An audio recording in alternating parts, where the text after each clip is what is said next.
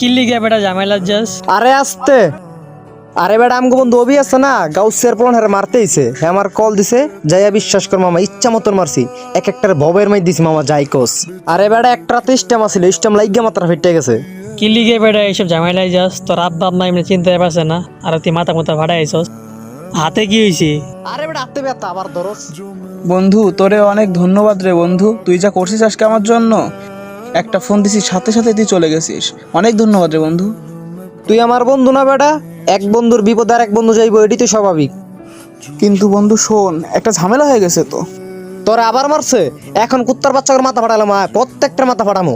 শোন শোন, ওদের একজন আইসিইউতে ভর্তি আছে বেটা, মামলা করে দিছে আমার নামেও তোর নামেও। কি মামলা করছে আমগো নামে? আরে বেটা হ্যাঁ, আমার বাবা তো আমারে এই ঝামেলা থেকে বের করে দেওয়ার জন্য সিঙ্গাপুর পাঠিয়ে দিতেছে। তুইও কিছুদিনের জন্য গার্ড হাতে থাক বন্ধু। হ্যাঁ বাবা, আচ্ছা ঠিক আছে আমি আসতেছি। তুই তাহলে কিছুদিনের জন্য গা ঢাকা দিয়ে থাক বন্ধু, আমি আসি, আমার ফ্লাইট আছে। এই তোর বন্ধু বেটা? হ্যালো কাকা বলেন। এই বেটা তুই চেয়ারম্যানের পোলার দিয়ে মাথা মুথা ফাটাইছো, ঠিক আছে, অন্ত পুলিশ লইয়ে যাচ্ছে, ঠিক আছে, বাড়ি ঘর তো ঘেরা ধরছে, তুই কোন আজকে আইস না ভাই। এবার এখন আমি কি করবো? চেয়ারম্যান পুলিশ আইন না বাড়ি ঘর ঘেরা দিলাইছে, এখন কি করবো ক? বুঝতেছি না কি করবো এখন।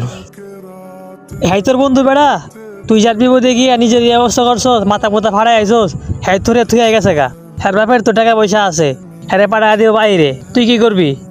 কি আর করবি? জেলে যা, জেল খাট গিয়া।